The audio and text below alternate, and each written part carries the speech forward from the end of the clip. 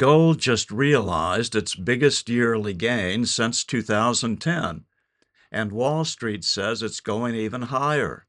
Heading into 2025, JP Morgan and Goldman Sachs are both forecasting $3,000 an ounce gold and paltry returns for stocks.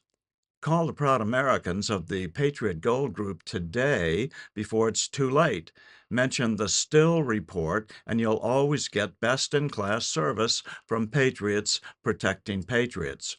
Call 888-753-1647 for a free investor guide today.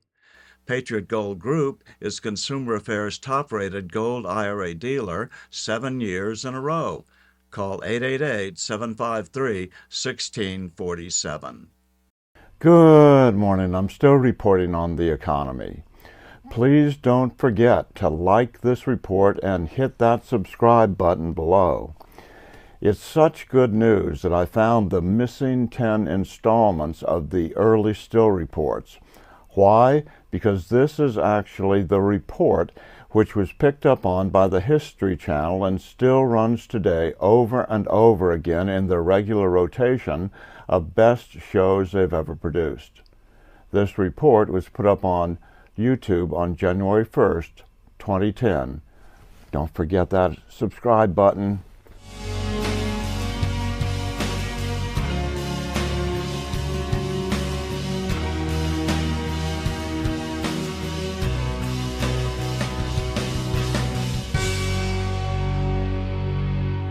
Welcome to Washington. I'm still reporting on the economy. In our last report, we looked at whether reducing national spending was the cure for reducing the national debt. We concluded that most of those who seriously suggest this solution probably don't understand that we can't reduce the national debt under a debt money system because the national debt is our national money. You must understand that every penny, every dollar we have in circulation is created as an interest-bearing debt. No, this debt money system has now weighed every nation down with so much debt that the interest payments, mostly to the biggest banks, are sucking the life out of every national economy. And the lack of that precious money is the leading cause of hunger, poverty, and preventable death. 15,000 children will die today from malnutrition, an entirely preventable loss if national interest payments were allowed to be spent at home. Well, there's no question. Our current money system is in its terminal phases, the way I see it. The math no longer works. We simply have more debt than incomes could ever hope to repay, and so major change is coming. This system cannot be sustained by economic smoke and mirrors much longer. It is the biggest Ponzi scheme in history, and it's about to crash. The question is, what will be offered to replace it?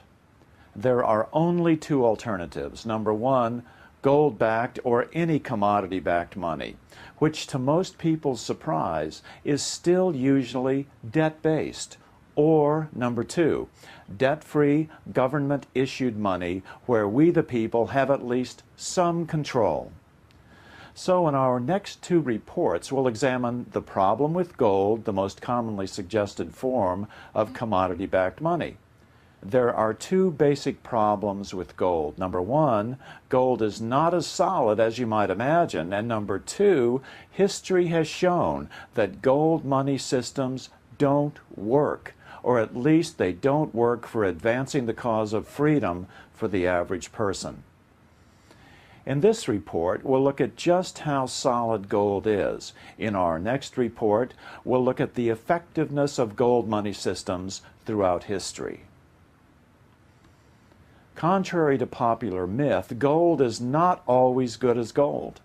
Unfortunately, gold is not impossible to counterfeit.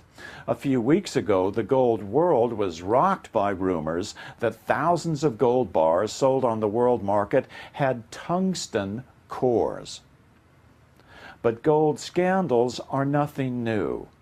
In 1869, Congressman and then soon-to-be President James Garfield spearheaded a congressional investigation of a gold market scandal. Garfield understood the ability of the very wealthy to manipulate gold money. He investigated the cause of the Black Friday gold market scandal of 1869, when financier Jay Gould and others cornered the gold market, causing wild fluctuations in the price. This is a photograph of the actual quote board from the New York gold trading room, which Garfield introduced as evidence during a congressional investigation the following year. This is Garfield's handwriting. After his inauguration, he slammed the money changers publicly in 1881. Whoever controls the volume of money in any country is absolute master of all industry and commerce.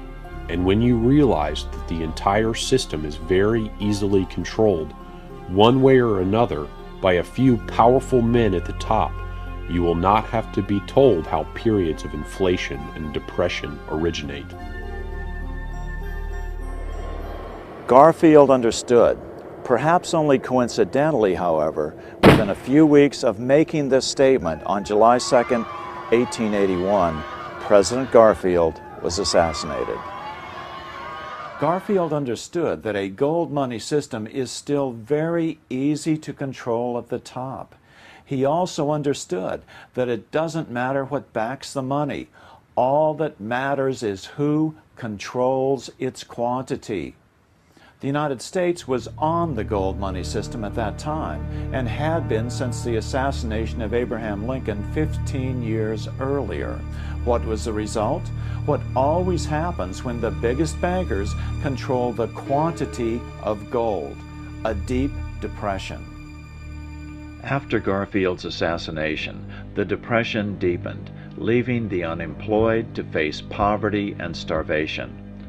Produce was left to rot in the fields. The country was facing poverty amidst plenty because there was insufficient money in circulation to keep the wheels of trade turning.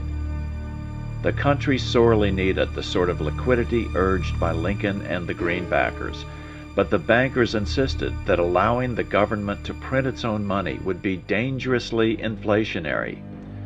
That was their argument, but critics called it humbuggery. And it's happened since then. We were on the gold-backed system during the Great Depression of the 1930s. That didn't help us much. I first reported on the Fort Knox gold scandal in 1980 in an article published in the Loudoun Monitor during Ron Paul's first full term in Congress. At the end of World War II, the United States had over 700 million ounces of gold in Fort Knox, then thought to be about 70% of the world's supply. By 1959, gold reserves at Fort Knox had dwindled to less than 558 million ounces, and by 1971, 291 million ounces. Interestingly, 1959 was the year author Ian Fleming published the James Bond novel Goldfinger. Fleming was a highly placed operative in the British intelligence services during World War II. Who are you? James Bond. And the grandson of British financier Robert Fleming, whose merchant bank was later sold to J.P. Morgan Chase in 2000. Could it be that Ian Fleming somehow knew that a real Fort Knox gold robbery was in the works? In the early 1970s, rumors began to swirl that Fort Knox gold had disappeared. Federal law mandates that a complete physical audit of the gold reserves in Fort Knox occur annually. Yet the last one was done in 1957, over 50 years ago. By 1974, sufficient media pressure had been brought to bear so that Mary Brooks, then director of the U.S. Mint, took 6 congressmen and 1 senator on a tour of Fort Knox with a few reporters.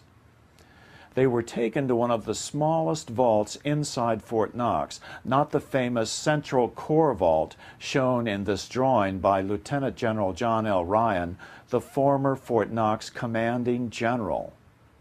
Visitors noticed that the gold in that small vault was strangely orange in color. This would be indicative of a high copper content and not the .995 pure gold known as good delivery gold. Another photo seems to support this theory.